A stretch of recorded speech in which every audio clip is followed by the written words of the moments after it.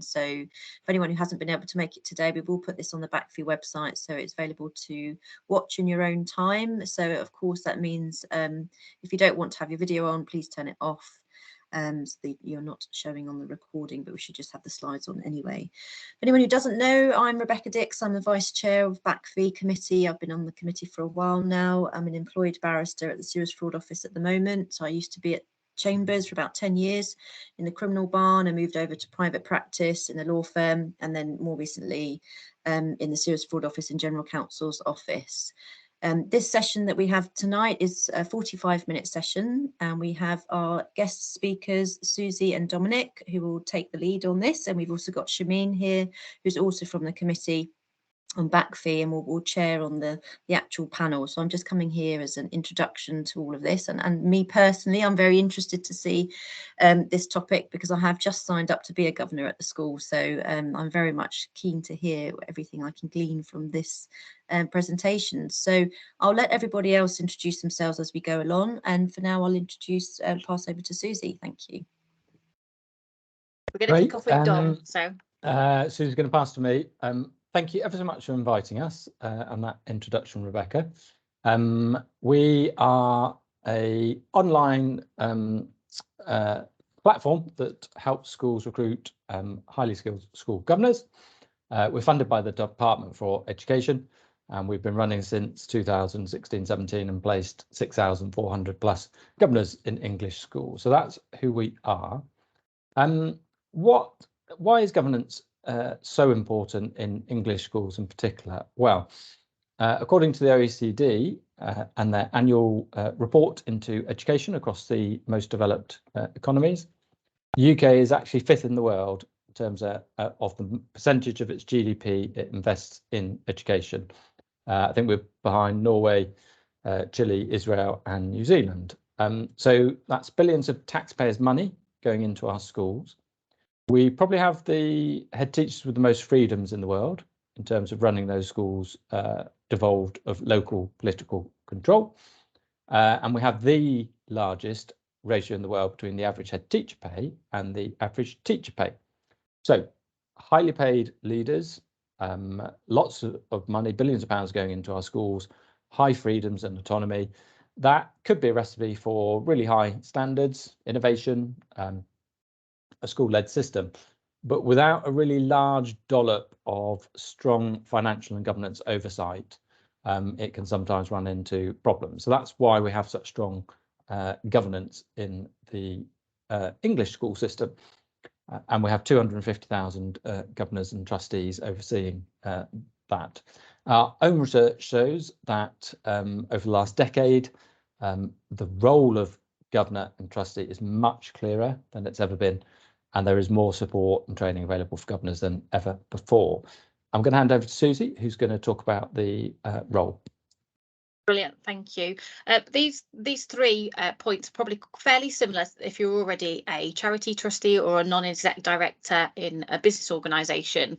But obviously overlaid with that is that opportunity to influence and provide a positive experience for young people in the school system as well. So the first one is around ensuring that clarity of vision and that the school is going in the right direction of travel to achieve for all those young pupils that are in that school now and those for the future as well, and to ensure that the ethos and the values of the school are held true. And by doing that, you're holding the executive leaders, particularly the head teacher, to account around educational performance of the pupils and the organisation as a whole, as well as performance management of the staff within the school as well. And as Dom said, with the billions of pounds of taxpayers' money going into the school system, one of the crucial aspects of the school governor role is that financial performance, so making sure every pound is well spent to achieve the outcomes that they're looking for all young people to achieve as well.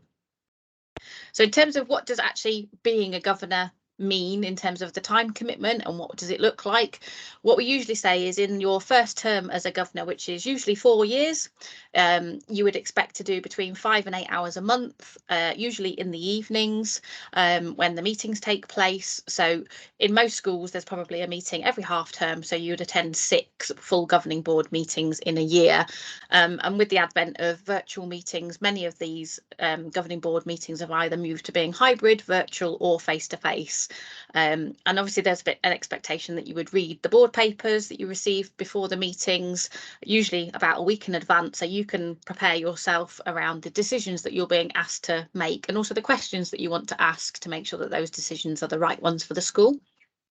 And then I suppose one of the most exciting parts of it, if you're like me, is actually spending time in the school. So meeting the staff and meeting the young people, and understanding the impact of the decisions that you make on the outcomes for those young people that you're working for.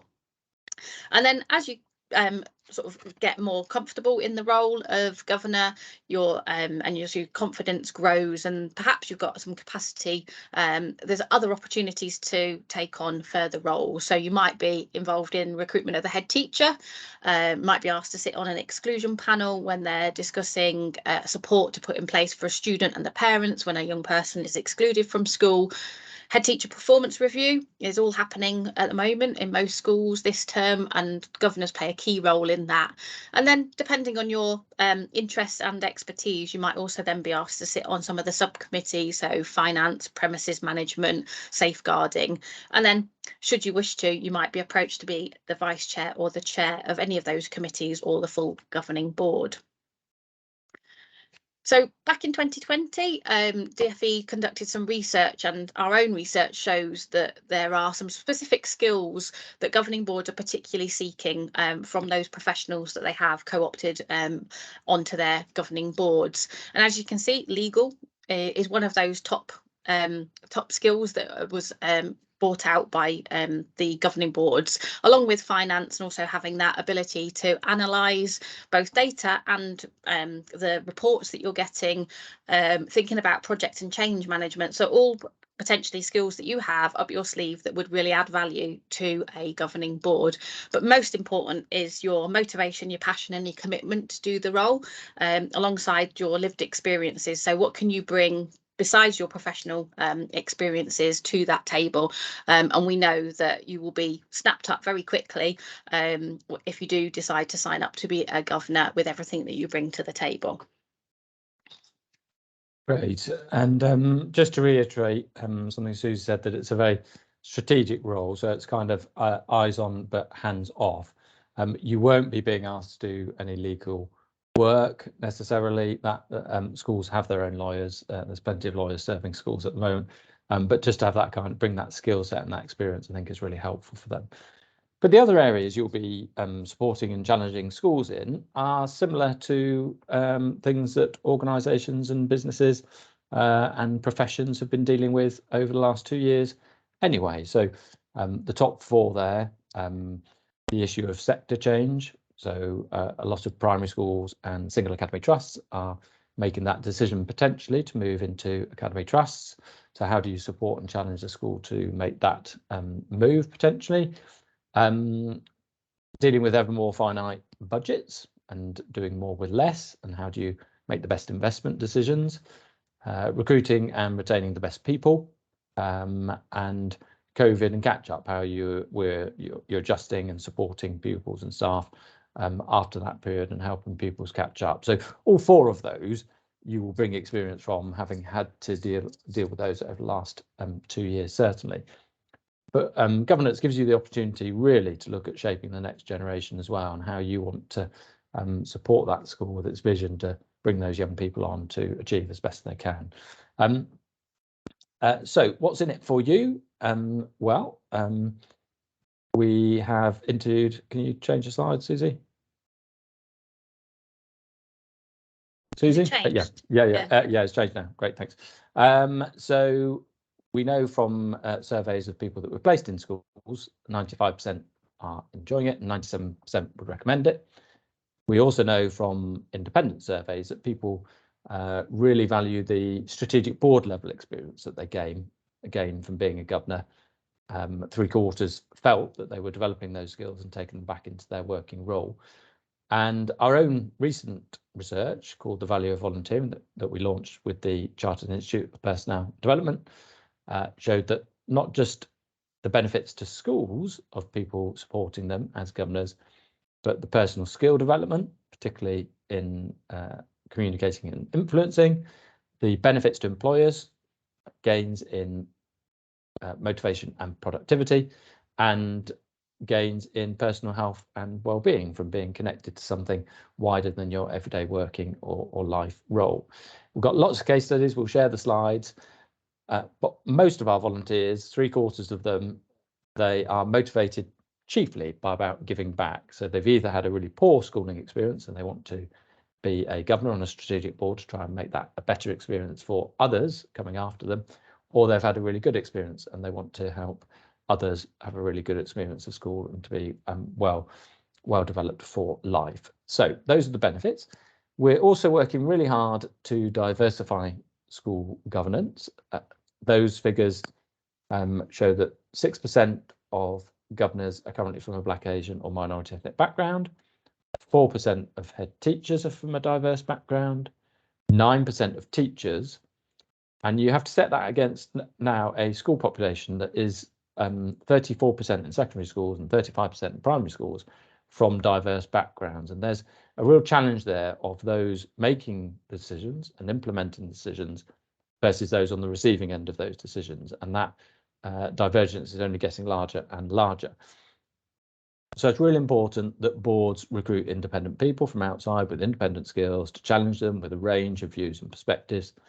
Governing boards have a role on race as well, so they will usually be looking at attainment by ethnic category data, exclusions and behaviour sanctions by ethnic category data, destination data of where people go on to after school, and looking at, are there differences, what are the reasons for that, what can we do about it. We launched a campaign with the National Governance Association back in 2018 to try and diversify school governance. We're working with fantastic partners. We worked with Operation Black Vote last week and the Civil Service Race Forum this week. And there are seeds of hope. Over a third of our governors that we appoint via Inspiring Governance are from an ethnic minority background. And the National Governance Association annual survey show that 15% now of newly appointed governors are coming from an ethnic minority, but we want to go further and faster.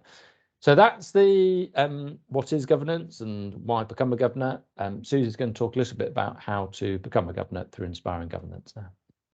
Brilliant, thank you. So hopefully we've inspired you to want to sign up. So we're just going to run through some slides on how to do that and how Inspiring Governance works. So it is a platform-based recruitment service. So you fill in after you've registered a very simple personal profile, which is linked geographically to where you live and where you work. So as you can see here, the map shows the vacancies out of school governors around a particular area. So we've picked on my area, and if you hover over those little circles with the numbers, it will give you a little description of the school that has a vacancy, what they might be looking for in terms of potentially the skills that they need to join their governing board, and a little bit about the school. So the platform works in two ways. You can then search for vacancies around you and then express an interest directly around that vacancy, and it would send a message to the chair or the clerk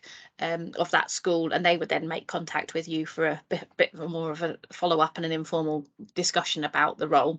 But equally, our recruiters, who are local authorities, the schools or the multi-academy trusts, they can see your profile as a volunteer. And if they find somebody that's in an area near to the school and there's something within your personal statement that they think, oh, you'd be a really good fit for our governing board, they can also message you through the platform as well. So as I said, you complete a personal profile. There's a few things to think about as you're doing that. So a few top tips to think of. Depending on how it fits with your lifestyle, you might want to consider whether you want to be a governor closer to where you work or where you live. So if you want to give back, particularly to your own local community, you might look at vacancies around home, but equally you might think actually it would fit better that you can attend meetings on the way home from work. So just something to think about. Equally, the type of school you might want to govern in, have a think about the interests and the expertise you might bring to the table. You might have a particular interest in special educational needs, and so therefore want to be a governor at a special school, but equally you might not have any preference, which is absolutely fine. Keep your eyes and sort of options open right the way through from nursery school all the way up to secondary schools as well that are looking for governors. And then the personal statement, very similar to applying for a job. Your back page, it's your opportunity to sell yourself, the skills and the knowledge that you think you have that would help schools and the governing bodies, but equally what would you like to learn from that role, and where can you draw experiences from as well, both within work and outside of work as well. Following that, if you then either express an interest or somebody approaches you with a vacancy, what happens next is usually the head or the chair of governors would message you to set up an informal chat. Really good opportunity to ask some key questions about what challenges the schools are facing, what the value and the ethos of the school is, what they're looking for in governors, what the makeup of the governing board is. So you can ask all those questions to help you make an informed decision as to whether that vacancy is the right one for you. But alongside that, it's always really important to go and visit the school, because you can feel it and see it as soon as you walk in, whether it's the right place for you to be, and to want to give up your time as a governor in that particular school. We know currently around about 2/3 of governor roles are having an informal interview to then take on the next stage to make sure that you're right for the school and vice versa, the school's right for you, and that's your opportunity to make that final decision. You'd then perhaps either shadow or attend the full governing board meeting, and then there is a formal vote to vote you on to the governing board. And then you're a governor, but it doesn't end there. You're not going to just be left to your own devices. There's lots of support and guidance, both formal and informal, that you might then benefit from. So if you sign up through Inspiring Governance, you then would receive a Welcome to Governance guide that the NGA have put together, a really good reference toolkit for new governors, where you can dip in and out of it. Helps you to understand some of the educational acronyms that you'll probably be thrown at you in your first couple of meetings, and gives you everything you need to know about what being a governor is all about. Likewise, the NGA also have some really good bite-sized modules around governance, about all the different subject areas that you'd expect to be dealing with. So whether that's academic attainment, data analysis, or the finances of the school. And then depending on where your school is and the type of school it is, the governing board itself or the local authority will provide some additional training and support as well. Likewise, in many areas, there's a governors association, which gives you that opportunity to meet other governors in your area, share experiences, ask questions, and many will pair you up. So you have a sort of a buddy mentor system as well. Thanks, Susie. We're now going to have a brief conversation with two of your colleagues about their experiences of being a governor. So delighted to welcome Lucinda Orr, who has been a governor since 2020 at Merchant Taylor's School in Northwood and Merchant Taylor's Preparatory School, which is an independent school, and Shameen Perdsey, who is or had been a governor at the Queen's School in Hearts, which was a comprehensive secondary school for a long period of time. So I'll start with you, Lucinda, and I'll come to you, Shameen, if that's okay afterwards. What inspired you to become a governor? Can I just check, Dominic, you can hear me okay? Yes, loud and clear. Yes, good. Because my my Microsoft is broken today, so it was a little bit stressful making sure I got on. What inspired me to become a governor was because I had always had at the back of my mind that I might like to do something in education, because I've always been interested in education and training. I've always mentored sixth form students into university since I was at university myself. And I met someone through the Social Mobility Foundation, one of the people in that organisation, and then they asked me, was I interested? They were a lawyer as well. Was I interested in being a governor? Because they wanted to step down from being a governor at Merchant Taylor's Northwood. Slightly badly, having listened to some of the things that Susie just said, I accepted without actually really thinking about, I didn't realise the school was all boys. I said, of course, that sounds great. And then I did my research and was like, oh, it's an all-boys school, which is fine. And in fact, one of the things they needed, they didn't have many women on the governing board, and they didn't have many young women. So in fact, they wanted to diversify their board. It was one of the things that Susie was saying, that the board needed diversification. So I was about 10 years younger than everyone else, and one of only 2 females at the time. Great, fantastic. So it's interesting. You were driven by something you always felt you wanted to do something, and you evolved from volunteering and mentoring in a different way to make a more strategic contribution. So that's really, really helpful. Shamim, what inspired you to become a governor? So I'm in fact the reverse proposition here. So I was a student at Queen's School, and I was one of the first lawyers to emerge from that school. So I wouldn't have got to where I got to without my school. So that meant that I wanted to give back to my school. And when I had a conversation with them, they explained that with my background and my skill set, a natural way to give back would be to be a governor.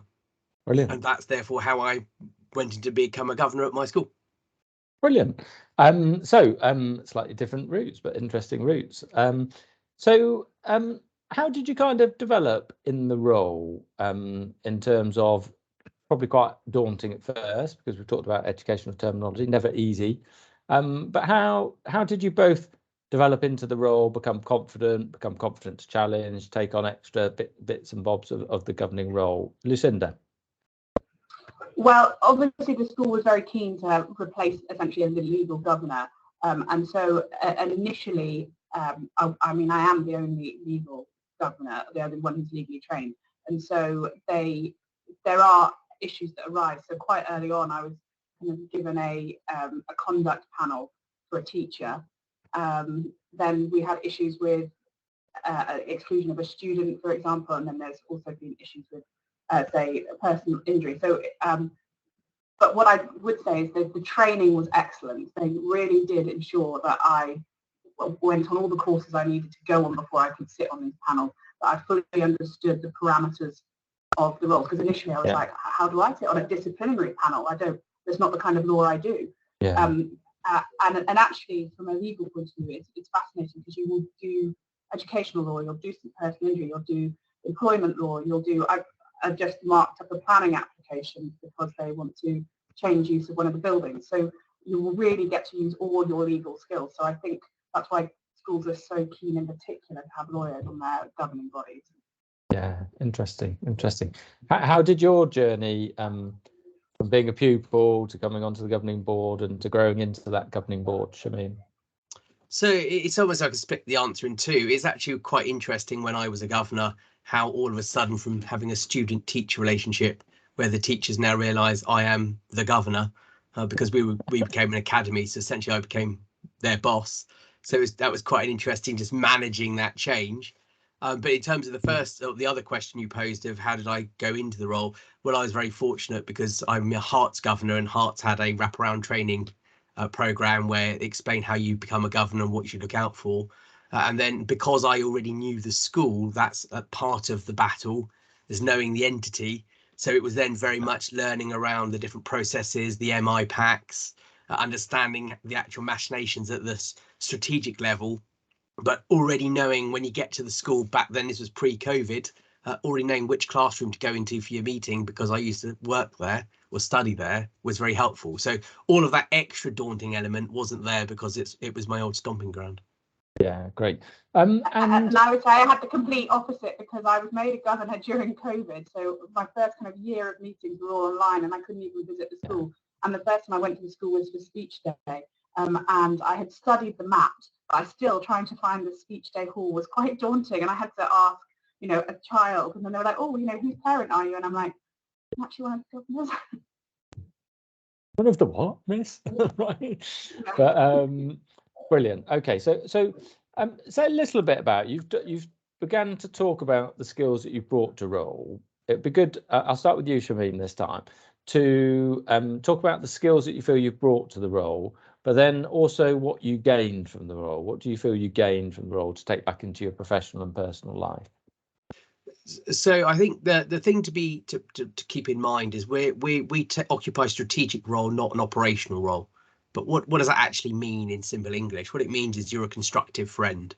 So when you read the papers, you're not simply reading the papers and just accepting them. You read the papers and say, well, I wonder why that is. Yeah. So picking up a point that Susie made earlier, what we do is we're paired with particular departments.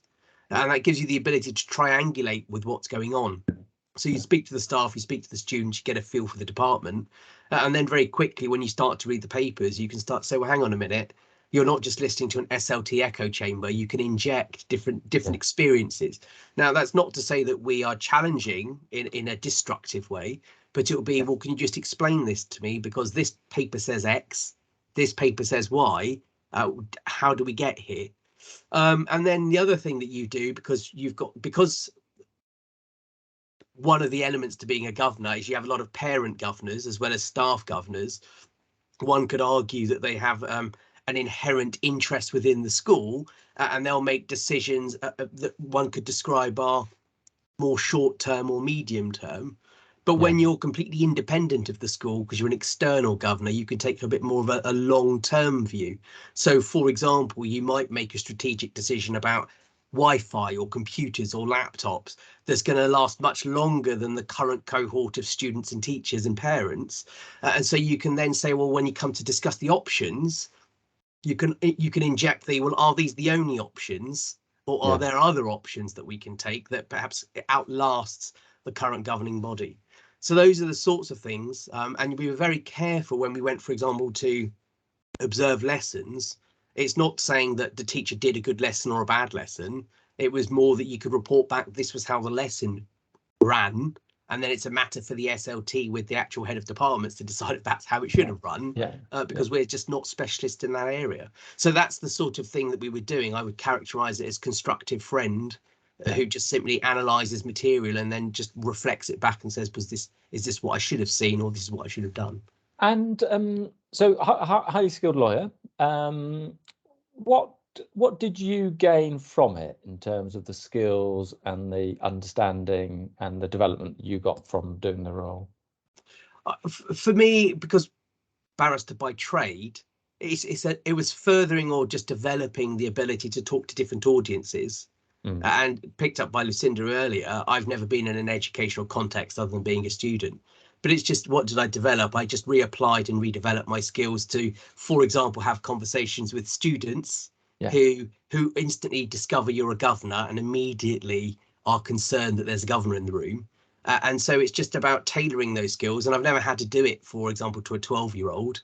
So it's just about retraining yourself to remember what it's like to be talking to an adult who's in a classroom.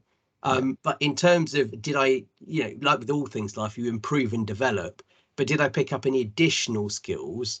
I would suspect not, because the bar is the sort of place where you do pick up a lot of those cross fertilization skills already. Yeah, great. Lucinda, what about you? So you brought a lot of legal support to the school. What else did you, what did you feel you gained, and what else did you feel that you brought? I thought I would have definitely said an analytical standpoint, because lawyers are very analytical, and I sit on lots of committees with other lawyers. I'm sitting on a governing board with everyone from engineers through to accountants. You realise not everyone thinks the same. Not lawyers think in a certain way. And the additional thing I would have said I brought was an appreciation of risk. Because obviously lawyers look at risk in a different way to other people. For example, lawyers basically risk averse, and some people, I would say that I was more of the dove for the when it came to what the school should be doing if it was a big financial outlay or something like that. Whereas particularly old boys were always in favour of building something massive, and you're like, no, finance this. And the things I gained. I would actually say I gained because I gained from different standpoints, because I hadn't had exposure, for example, to, we've got a governor who's special educational needs, really appreciating the skills that they brought and their insight. And so just lots of different perspectives around the table. And they have, I think the school's done a very good job in making sure they've recruited now a much more diverse governors body, so that everyone brings something different. So one of the things that initially I've just sat on the governing body, but after 2 years, they like you to sit on some subgroups and working groups. Yeah. And the bursar said, oh, I think you might be good on kind of estates management. And so I had my first estates management meeting last week, and that's fascinating in itself, because obviously it's the infrastructure then, and you're learning how restripping out the boiler has made a big difference, or should they be replacing tiles on the roof and things like that. There's a whole, it's not just it's physical fabric of the building as well, which I haven't appreciated for 30 years as a governor. Really interesting, really interesting. I'm going to ask you, I'm going to open it out now to see if anybody's got any questions to ask, either about governance or to Shamim or Lucinda, but I'm going to get you thinking about a final question. I want to know your best moment as a governor so far, so have a think about that and I'll come back to you after we've had a chance to ask any questions. Rebecca. Hello, it's been so helpful, thank you. And I was just saying, as I've just got to that stage of your slide that said, and now you are a governor. So I've been really keen to understand what does that actually mean. And Shameen, I was interested to see how you call it a constructive friend, because I think our natural thing as a lawyer is always, you assess the situation, but then you have to put a recommendation of what you should do, what the advice is. So from what I've heard you say, is that not the position? You don't then sort of come in, am I expected to give some or not? Do I just kind of more of eyes and ears for them and reporting in? Shameen? So on that, Rebecca, typically as the lawyer, you're looked at to provide the legal advice and the legal recommendation, but you're not there as a lawyer. You are you're an equal governor. So yes, you could put recommendations, but it's more collaborative. It's, have we thought about this? Is there other potential options? And then helping everyone look at the pros and cons. And then particularly as Lucinda said earlier, we articulate risk slightly differently, which is, it's not simply relative risk, it's absolute risk, it's both. And we say, well, how likely is this going to happen, and what's the likelihood of it happening if it did happen? So it's more reaching a view by consensus, and then that is how we proceed as governors. I don't know if that hopefully answers the question. No, that is really helpful. And I think, as you said, and also as I go along, I'll get used to the kind of the language better, and just already been to a couple of meetings and I get that sense from them anyway, and I do kind of challenge in a nice way. But another question I had, which also I was discussing with some other friends who are governors, and we both didn't know the answer. This is a very simple question, I think, so naive, but just trying to understand that the kind of responsibilities of a governor, if things go wrong in the school and it was one of your link areas or an area that you were responsible for as a governor, and with our legal experience of being people that are in positions that, we certainly know certain things and all the rest of it, how accountable are we for the school and decisions I mean, we always get this question from lawyers, interestingly. And our research is really interesting. We looked, we had comments through our research around somebody had a real high class lawyer on, but that they were always a bit concerned about their personal liability and stuff, and professional background or compromise. And I do understand that. The technicality depends really on the school that you or academy that you're a governor at. So if you are a governor at a local authority maintained school, essentially the local authority is the employer, the maintainer of the buildings, and so on. And as a group of governors, as long as you have acted with kind of due diligence and alongside the Nolan principles of public life, you're not personally liable for things. If you are a kind of academy trustee, so Shamim, you I presume were an academy trustee of a single academy trust. You can be a trustee of a multi-academy trust. That's slightly different in the fact that those are charitable companies limited by guarantee. So again, even if you are a trustee, the personal liability is not significant, I would say. As long as you've taken due diligence, you've asked questions, you've acted in the best way possible, you aren't exposed. I don't know whether you have a different view to that, either Lucinda or Shamim, depending on your experience on your particular board. I'm a director of the company because all the governors are directors. Yeah. So there is liability, but it's obviously limited, and there is insurance. Yeah. Which I also was asked to check the insurance documents of the lawyer. Yeah. So the only thing I would add to that is, yes, I was a director of a company. It's limited. A couple of additional facts. Number one is it depends on what the issue is, but the SLT are there. It's an operational issue. So if something went wrong in my department, but it was, for example, I don't know, there was misbehaviour within the school. That's ultimately the SLT who's accountable, not the governing body. And then secondly, on more the wraparound strategy, you know, we have accountants who file the accounting report, draft the accounting reports. We have lawyers who deal with the legal issues, for example, employment law. So realistically, as a director of a company, was I particularly concerned? No. If I was to be concerned about anything, it's the only penetration would be if there was fraud. But the reality is that's just not going to happen. Schools are very well run, particularly with the wraparound professional care. So I wouldn't be worried about personal liability. What I'd be more worried about is, for example, we had one, and I'll answer the question now, which was what's the exciting thing that I had? The one that I had was we had sent our school kids on a school, school week like they do, and they went to France. And of course, as we all know, you do your risk assessments in order to send the kids to France, in order to look after them by the ratios, etc. And one thing we never even considered was that could they find an unexploded ordnance in the river such that they had to close the hotel, bring in bomb squad in order to blow it up. And there we are getting telephone calls, trying to work out what do we do with these kids, because ultimately they're currently inside an exclusion zone. And at no stage did anybody ever contemplate that should be taken into account. My only other interesting one is there was a particular sad story, but there was a golf day and there was particularly poor weather, and as a result of playing golf, naturally it's a lightning rod, and so a particular individual suffered quite serious harm. So then it was a question about revisiting your risk assessment to work out, do you actually take into account the weather if you're going to take your school kids to a particular event? But in terms of the first one, yeah, that was the funniest one, because I just never once thought I'd ever get a phone call saying there's an unexploded bomb in a river. What do we do? So hopefully that answers the question, Rebecca. I'm sure Shamim and Lucinda will talk offline if you want to explore that any further.